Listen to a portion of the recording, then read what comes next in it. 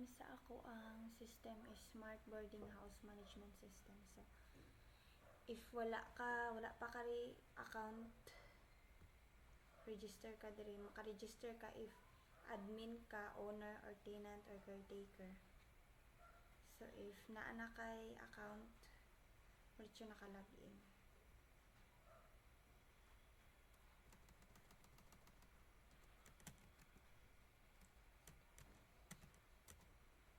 So, naana kay account sa admin mo, register na lang ko.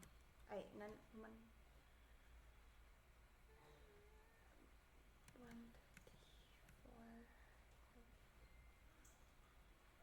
So, amo ni ang dashboard sa akong admin. Makita ang total user, total properties, total rooms, and maintenance request. Recent activity niya. So, ang user, makita nimo sila dire if unsa pod ila role. Tapos, pwede po ka maka-edit and pwede po ka maka-delete. Tapos, pwede sad ka maka-add new user. Tapos, ila role abi. Siya. Next, ang rooms. Makita nimo dire ang room number, kung asa siya na properties. Tapos, type. If singles, double, quad siya, or ang status is available ba siya, occupied. Pwede po di mo siya ma-delete. And also, pwede po ka maka-add, tapos maka-add new room ka.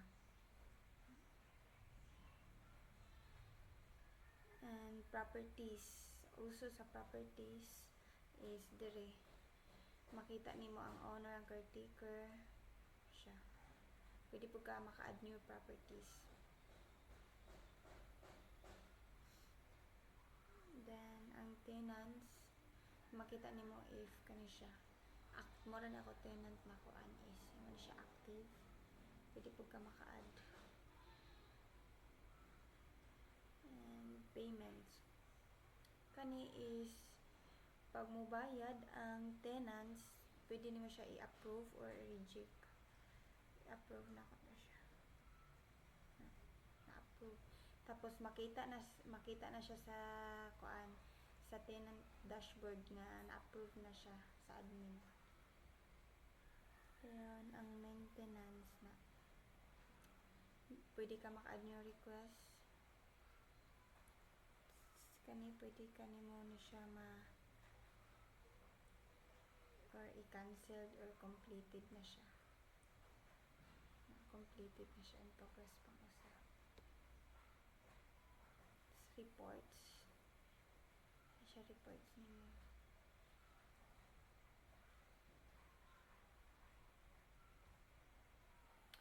Ang settings, siya makita nimo.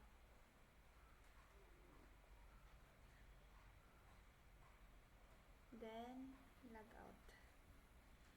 Kay, register na po ta sa tenant or sa user. So, kay na naman tayo account mo, ito lang tag-login.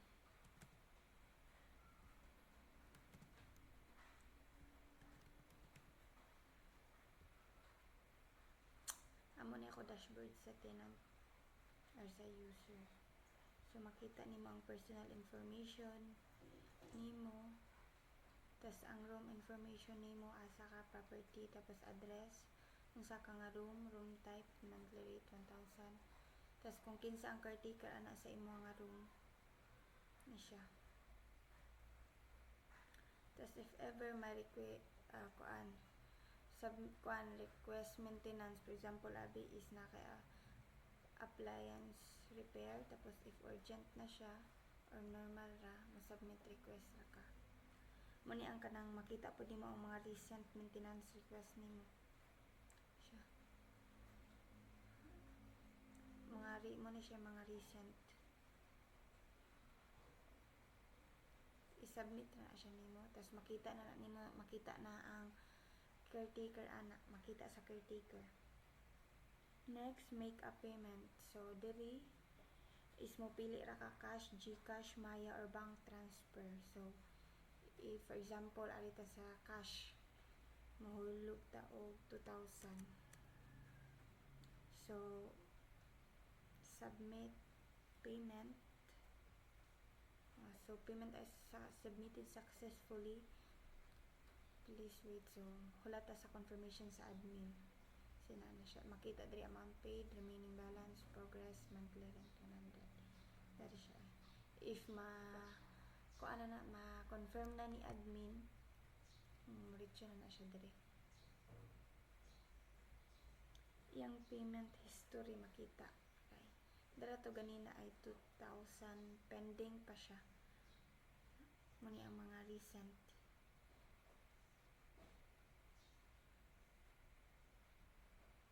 Next, log out. Dili na if ari na sa kuha na punta sa login na punta as a caretaker. So kung pa kay account, pwede ka mo register pag nakagama naka-account or na naka-account as a caretaker, dito naka-login. Cut 1, 2, 3, 4. So amo ni siya ang dashboard sa caretaker. Na siya nakabuton. Tas ari is makita nimo ang total properties sa tanan. Tas makita pud nimo if asa imong na-assign ra siya. So na-assign niya is ang Villarreal ra ug ang Tinago.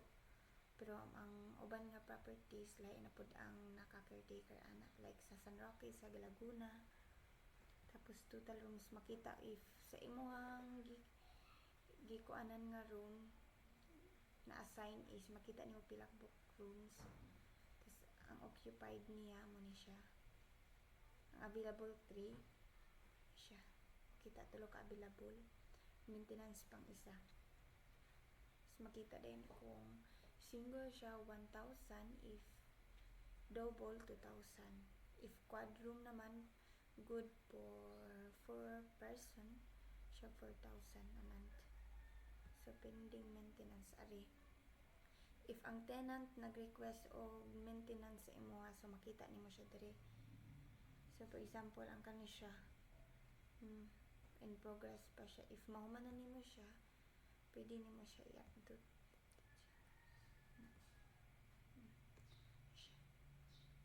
Completed na siya.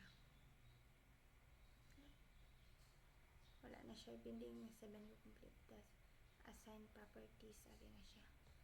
Yang assigned properties is total properties is 2. Villarreal and Tinago. Total rooms tulo ka room sa Villarreal, isa sa Tinago, tas maintenance available.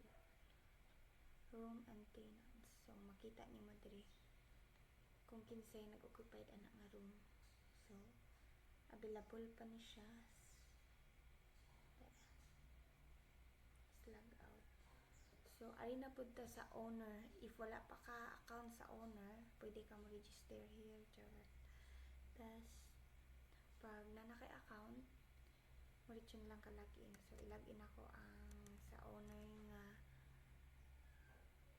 account. So mo ni siya ang owner nga account. So sa owner is makita ra niya tanan.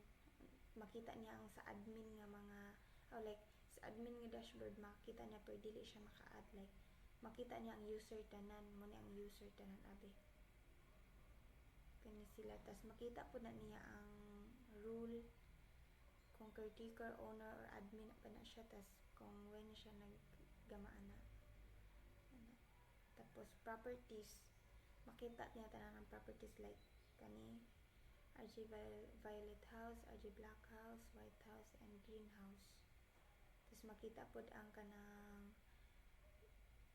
available nga rooms, tapos total revenue na dito. Dali, makita sa tenants, makita pod siya. Like kani si Russell is active ni siya, makita.